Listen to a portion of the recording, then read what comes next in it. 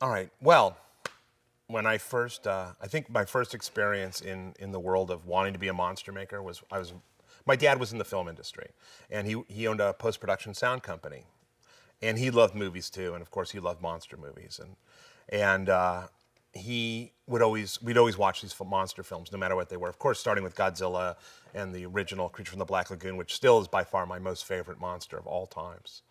And I just grew up watching these monster films and wanting to be a monster and loved monsters. And I mean, I remember I had a Dracula cape and I would run around the neighborhood with just the Dracula cape on and shorts and cowboy boots. And I had knocked out these front teeth and all I had were just my canines. So I'd run through like Dracula all the time. By the way, this was like last week, so, but it's still good. No, but it was great. And I just wanted to be a monster, be it King Kong, be it Godzilla, be it Dracula, Creature from the Black Lagoon. And what was great is that my parents encouraged it. You know, there wasn't like, come on, you know, stop being silly, monsters or blah, blah, blah. My parents really encouraged it. And my mother was an artist, and she drew me this full-size picture of the Creature from the Black Lagoon that I hung up on my bedroom door. So at night I'd lay in my bed and I'd look at this big full-size picture of the Creature from the Black Lagoon. And it was really great. You know, I wish I still had it. So I just grew up loving monsters, and I was wondering, like, how could I'd love to make monsters. And then I saw this movie called Planet of the Apes, and there were all these actors. I knew they were actors made up as apes. So I asked my dad, how'd they do this? He said, well, there's this makeup artist named John Chambers, and kind of ran through the whole thing. And I'm like, that's what I want to do. I was probably like 6 years old. I'm like, I want to be a makeup artist. So, you know, my dad indulged me and got me, you know, Famous Monsters magazines, and I would look through those magazines and find articles on different makeup artists, which back then, it was like John Chambers and Dick Smith, and that magazine was kind of comical. It never ever gave you a lot of information, but there were photos. And I'd take a magnifying glass and I'd look through the photos and try to find like if there were secrets. Like there was always the behind the scenes of Planet of the Apes, and it'd be super young Tom Berman and John Chambers mixing up foam rubber, and John Chambers would have a cigarette in his mouth with like that much ash. And I'm thinking, well, I wonder if I have to smoke. You know, if I'm going to run foam, do I have to smoke? And is it something, these guys all have cigarettes as they're working, you know? Little did I know they just would smoke and drop ash probably into the foam rubber. But it just really fueled me. So as I started to get older and really understood that there was a facet in the industry that you could make monsters, that monsters were made, I then was interested in who made these monsters. And, you know, the people that stood out, of course, were Jack Pierce, who had done all the classic Universal monsters. But the people that were possibly obtainable to me that I knew I could maybe meet someday were Stan Winston, Rick Baker, and Dick Smith. And those three makeup artists really drove me. Like, I'm like, I gotta know who these guys are. I gotta meet them. And I remember going to a science fiction convention. It was probably in 1975, and it was here in LA. And Rick Baker was speaking there, and it was at the time he had just finished The Incredible Melting Man, and he was there promoting that.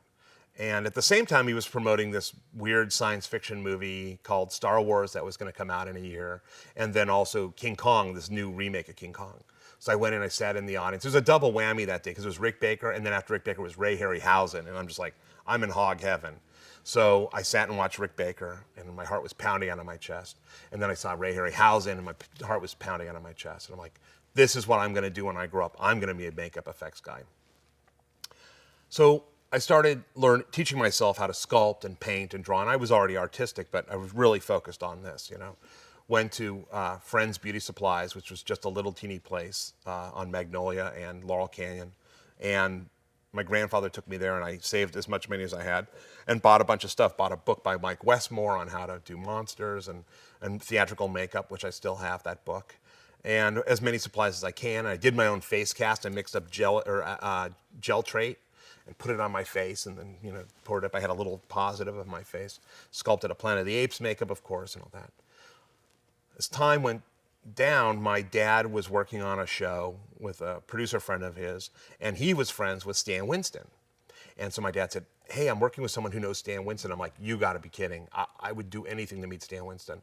Well, he's right up the street on Parthenia in Tampa, and we lived right off Tampa. I could actually walk to Stan's shop. And so I remember I called, and I was really scared. I went, hi, is Stan Winston there? He's like, yeah, this is Stan.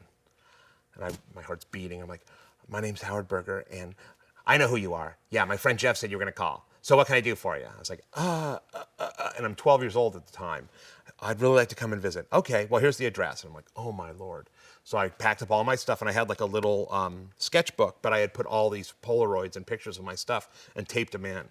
And so I did that, and I had a box that had a sculpture. And then I got on the bus, took the bus up the street, up Tampa, got off and went, and there was the door, Stan Winston Studios, and I knocked on it, and Stan opened and let me in. And I went into his office and showed me, or he didn't show me anything. I showed him my stuff, and he's like, oh, okay, you know. And I mean, whatever, it's fine for a 12-year-old. And he was just so nice and showed me all around the shop. And I just remember there was a distinct smell to the shop. It was a combination of clay and fiberglass and plaster. And even now, there's times when I walk into this shop, into KNB, and I have that smell, and it rushes me back to 12 years old, standing in Stan's shop. So when I went to visit Stan at the time, he was working on a film called The Exterminator with Robert Ginty. And he was doing this gag where it's the beginning of the film, and there's this prisoner of war that's there, and he gets his head cut off. And it was just this great body, and the head lolls over, and it was really super cool. So it was Stan was there, it was Jim Cagle, Lance Anderson, Michiko, and James Cummins. And I got to meet all of them, and I just was so enthralled. So I was watching all day, and everybody was wearing white lab coats at the time. And Stan had dark hair, dark curly hair, and no facial hair at that point. And I remember he let me spend the day at the studio. It's a 12-year-old kid. And I asked all these questions. And one thing, and I've stayed friends with Jim Cagle, and I told Jim this recently. But I remember looking in. He had a little sculpting box, and there was all his tools in there. And I think also, actually, at that point, Stan was working on Something Wicked This Way Comes. And he was sculpting some heads for Bob Schiffer, who's the head of the Disney makeup department. And Jim was sculpting a head, and Stan was sculpting a head, and Lance was sculpting a head. And so I looked in Jim's box, and I'm like, you know, what's this tool for? He's like, well, that's for doing this. And what's this tool for? And it was like a wood tool. That's for this. And then there was a dime in there, and the dime was covered in clay. And I was thinking, like, because of the ridged edge, I'm like, maybe he uses this as a rake or something. And I went, what's this for? And he said, to buy things with. And I went, oh, I'm an idiot. Okay, of course. It's just a dime that's covered in clay. But, you know, what was great is Stan, I guess, saw something in me, maybe my enthusiasm, because obviously at 12 years old, your work's not outstanding. But, you know, if you're a 12-year-old kid that has like 100 photos of monster stuff that you've done in makeups and all this stuff, still must mean something. So Stan said, well, you can come visit, you know, maybe like once a month, but you have to maintain your grades, and you have to bring me your report card. And if you keep your grades at a level of ABs, you can come visit here. But if not, you cannot come visit. Because Stan was so you know, adamant about maintaining good grades. Because of course, you know, then as I'm getting older and I'm going to visit Stan, I'm like, Stan, I don't need school. I want to come work here. I'm ready. He's like, you're not ready. You're not out of high school. You have to finish high school. I kept bothering Stan and saying, Stan, please let me come work at the shop. And he said, not till you're 18 years old. So I turned 18 years old. I graduated high school. And I knocked on the door. I called Stan, actually. I said, Stan, I graduated high school. He went, okay, start work. And Stan lived up to his promise that when I graduated high school, if I maintained good grades, I can come work at Stan Winston Studios, which is a dream come true. So I was lucky enough to get hired. And it was at the Parthenia in Tampa shop. And at that point, Stan had opened up a couple different shops within that complex. There was the main shop, and then there was the foam running shop that also worked as a painting urethane shop, and then there was the mechanical shop that was in the back, which was Richard Landon and Dave Nelson and all those guys. And I got hired to first start working on, it was Invaders from Mars and Aliens. And I was just in the shop working. I mean, I was just a mold guy and you know, running foam and running urethane and cleaning up things and all that. And it was always an amazing adventure. And I remember when Stan hired me, you know, he said, okay, so I'm going to pay you $400 a week. I'm like, that's great, that's great. And we started at 8 o'clock, not 8:01, not 8:02, 8 o'clock. If I'm here, you're here. And so I showed up at 7 every morning, sat in the parking lot just in case Stan showed up early, and I could show him that I'm there, ready to rock. And I remember I would carpool with Bob Kurtzman. Bob Kurtzman and myself would carpool to Stan's every day. And we would work our full day. And I remember one day, Shannon Shea was working there as well, and Grant Arndt. And we kept going back and forth to all the shops. And I said, you know, Shannon, we're spending a lot of time walking from the main shop to this. we should get skateboards. So I went over and I said, Stan, we should get skateboards. And I said, I'm pretty sure I've spent like 2 hours today walking back and forth. So we all got skateboards and we were skating all over the place. And I remember Stan came out and he's like, no, give me that. I'll show you how to skateboard. And Stan hopped on the skateboard and took a huge spill and flat right on his back. And it was almost like the Sergeant Hulka scene in Stripes, you know. Everybody's standing over him. He's, you know, ah, ah. And that was the last time Stan decided to get on the skateboard. But we still skateboarded back and forth from the mechanical shop to the main shop. Saved a bunch of time, and it was just really, really fun. But it was a really great time. And then I was working on, I think I left to go work somewhere else, and then I got hired back, and I was hired on Predator. And at that time, the shop was doing Monster Squad. And Predator had come in, and it was kind of like a little bit of like the, you know, the bastard son. You know, it's like, we're doing this, we got to knock this out. Because it was, you know, another company did it, didn't work, so we're taking it over and we're going to fix it all and start from scratch. So it was myself, Shannon Shea, Grant Arndt, Steve Wang, Matt Rose, and Richard Landon was going to do the mechanical stuff. And we were broken off from the Monster Squad gang, and we were working on this little movie in the other shop, you know, and had 2 months to build these suits. And I remember Kevin Peter Hall was cast to play the Predator. He came in for live casting. It was on a Saturday, and these are things that always stuck with me, you know, that Stan had said and Stan had done.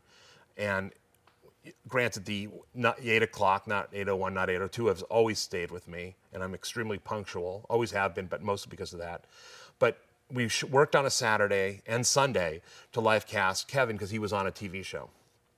And Stan showed up Saturday and Sunday, and he catered from Brent's Deli Saturday and Sunday, and was there, was the first guy in and the last guy to leave.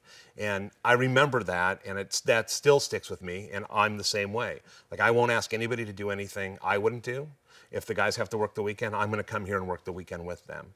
I just don't feel it's right. And, you know, Stan did it, so I'm going to do it, you know. And I really feel like the business model that I set for myself, the business goals, and just the goals I set for myself as a makeup artist and a person, really did stem a lot from the things Stan did when we all worked there, you know.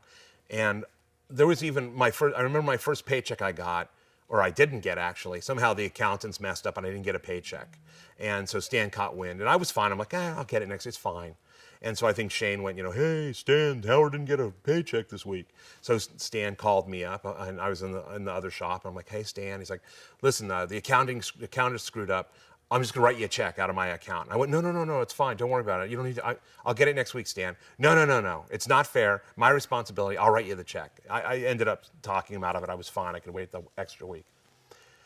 And then I finished up working for Stan in 1985. And it was, we had finished, we had just finished, we were wrapping up Predator and all that good stuff. Or wait, was that? No. I'm sorry. I finished up in 1985, and we had just finished Aliens and Invaders from Mars.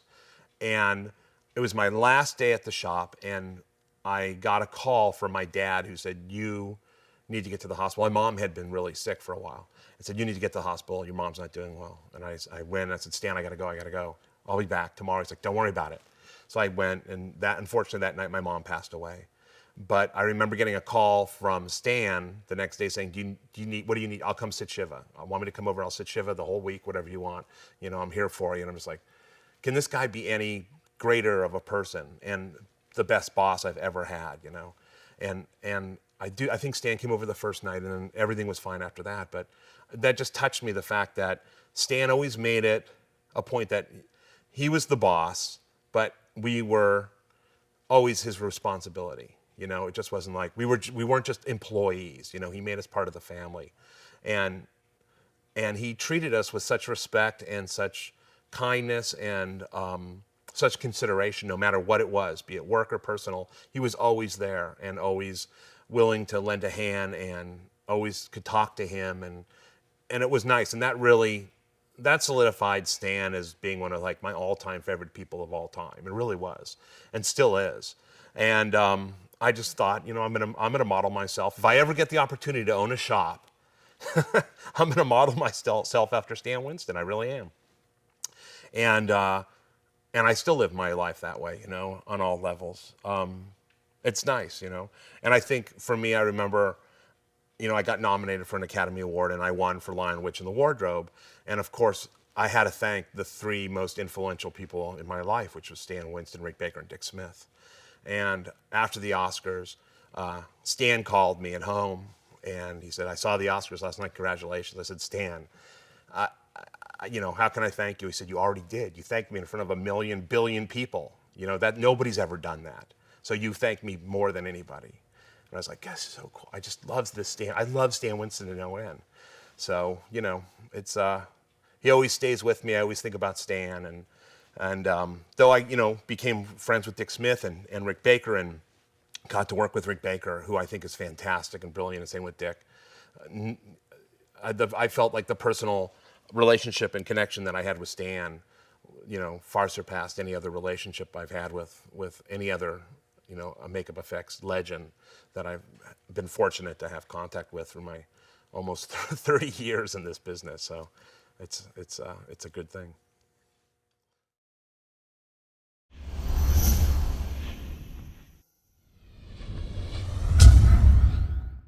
There's a lot of things to consider when you want to get into this industry. It's really, it's a hard industry to get into. I'm being honest about it. It's extremely competitive. There's amazing artists and technicians in this industry that have been established for decades. And here at KNB, we get a lot of resumes. We get a lot of phone calls. Greg and I interview tons and tons of people, and it's tough. Some portfolios are great. Some portfolios are really not so great. But yet we always try to find the positive. I would never say, like, this is the worst garbage ever. Repeat after me, would you like to supersize that? That's what your next job should be. Although sometimes I'd like to say that. But, I think no matter what, you just really have to do things that you love, And if you want it and love it more than anything in life, you can really make it happen. I mean, that's really what I did. I mean, and my father had told me that too. Like, if you really want something, more than anything, you can make it happen. I also feel that you just need to really think about, is this what you want to do? It's going to a school to learn makeup. It's got to be in your blood. You just can't go and learn it. But you also have to really think about, is this really what I want to do, and why do I want to do it? It's tough for me sometimes because I truly love monsters and I got into this because of monsters and movies. A lot of the people I see now don't, and I'm not sure I understand that. Like, why would you want to do this if you don't love monsters and movies? But once in a while you weed through that and you do find those people. And even though their work might not be great, they have that enthusiasm. And that's what I look for. If I'm going to hire someone, obviously I'd like to hire someone that knows how to do things artistically, but if they don't, but their enthusiasm is through the roof, and they seem like they're going to take initiative on all levels, that means a lot to me. And I can take somebody and help them along and teach them and train them, and they will become the best that they can possibly be. They might not be the best in the world, but they're going to be the best they can be. So I think it's very important to maintain that level of enthusiasm and really be true to your heart and true to this profession. Like, I want to do this because I love monsters and I love movies and I like making monsters. Don't do it because I want to be famous, I want to be rich, I want to win an Academy Award. Those are all the wrong reasons to do it, the worst reasons to do it. You want to do it because you love it, and you just can't think of doing anything other than this. I think that today. I'm like, I don't know what I do. I'll become homeless, I guess. If I don't do this, I'll just live on the streets. But it's important, and also practice. Especially if you're going to a school or taking lessons or whatever. You just don't do it for that period of time. Like, I only have to go to school 20 hours a week. Well, then you should be doing makeup and creatures from that point you get out till you go to, for the rest of the week. I mean, once again, my generation was nonstop. Like, we would work a full day at work, 12-hour day, and go home, we'd make monsters in our garage or in our bedrooms or whatever. It just was all consuming, So I think it's a matter of staying focused and really, again, it goes back to being true to what you want to do for a living, And it's tough. Again, I know I say this a lot to a tremendous amount of people, that you have to have a love for it. That's what it all stems from. It's about the love of monsters. And I think just in anything in life, you want to enjoy it and love it, or it's just not going to be fun. It's got to be fun. if this wasn't fun, I wouldn't do it. I'm sure if this wasn't fun, everyone in this shop wouldn't be that interested in it. But because it's such a labor of love, the hours, the hard work, the whatever it takes, we just go for it and make it all happen. And to me, that's the basis of everything. It really, really is just to do things that you enjoy and that make you happy. And granted, I mean, you have to make a living, and it's not a bad living either, but you might as well make a living at something that you're madly in love with. It's really the only way to do it.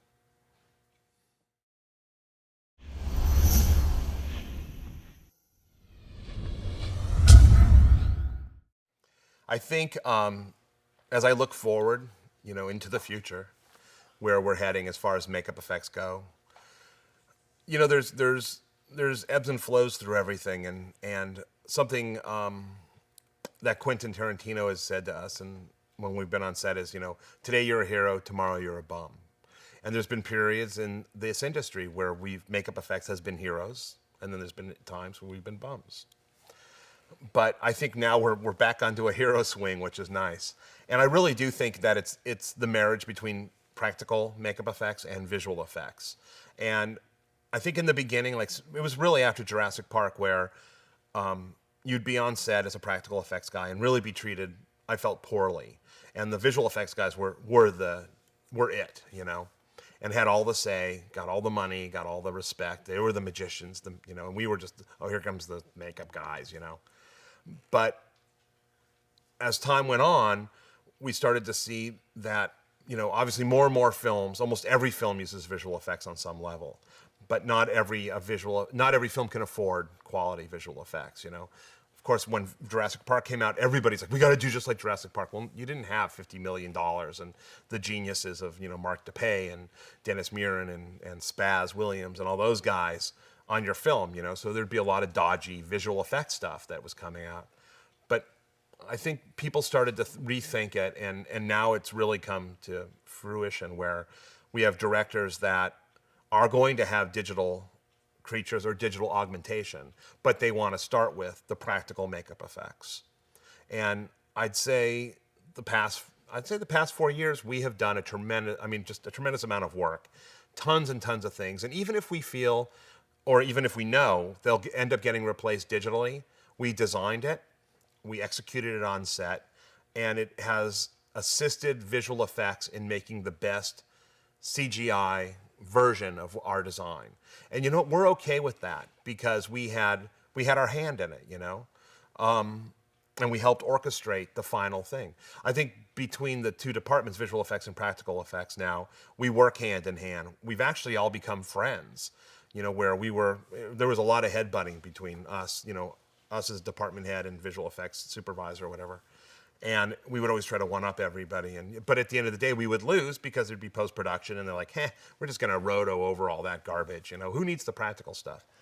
But it's all changed now. And it stemmed from having directors like Jon Favreau and Andrew Adamson and Robert Rodriguez and Quentin Tarantino and a whole slew of these directors that want to have practical effects, be it makeup effects, be it puppets.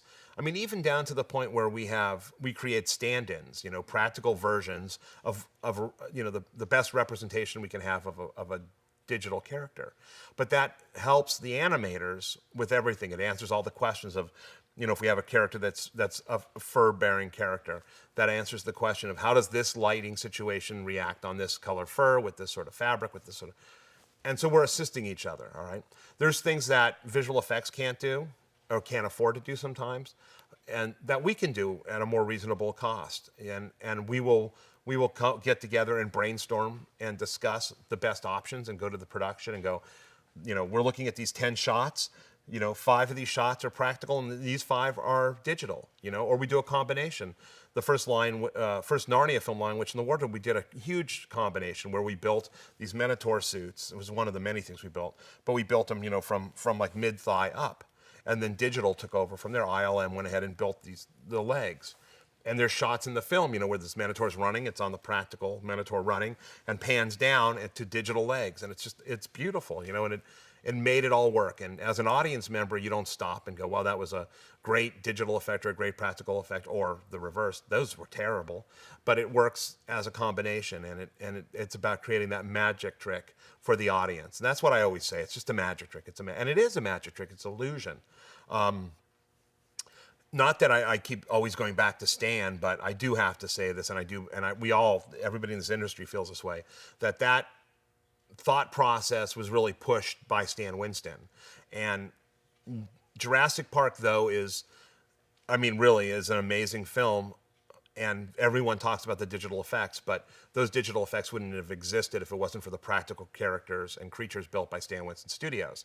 And to me, Stan drove that marriage, drove it down their throats. It's like, this is how it's going to work. And Stan established that we're not all vendors. We're our team. We're part of the team of filmmakers. And we won't be considered vendors. And we're not going to be considered less than anybody else. And it was one of the great things that pushed, I think, being a practical effects artist over that hump, And to me, Stan always pushed everybody over the hump, to tell you the truth. When shops first started, you could have a portfolio. That was good enough. But then Stan cut a videotape together, and then everyone had to have a videotape. Then Stan got a really cool shop, and everybody moved out of the garage and got a really cool shop. Then Stan decided to do display pieces. Then everybody did display pieces. Then Stan got a bigger shop, and really everybody was like, okay. And to me, Stan took the garage facility, basically a bunch of guys making monsters in a garage, and turned it into a giant, enormous business that was respected. And I always said, Stan's just not a makeup artist, he's a personality. And he was. But because of who he was and what he forced productions into, established the way we operate and the way the industry looks at us and what we do, that we are part of the team of filmmakers. We are not vendors.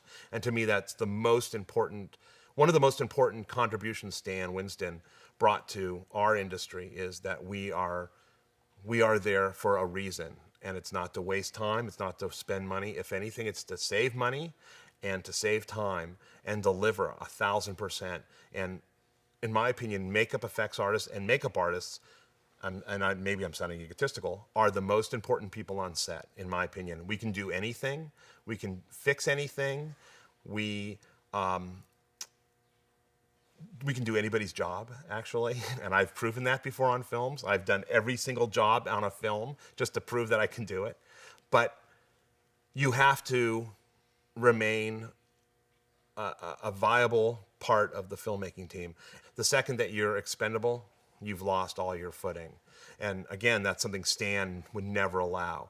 And the shows that I was on with Stan, believe me, you always knew when Stan Winston was on set. I'm excited about where all this goes, where this is going, and I'm excited to see what the future is. I'd say 10 years ago, I was going to say we maybe have 5 years left. But now I don't. I think we're going to just keep going and going and going and going. I am really looking forward to seeing what the next generation brings to the table. We can't do this forever. It's kind of like Willy Wonka. I can't live forever. I have to pass the chocolate factory off to somebody. So I'm looking for that Charlie bucket.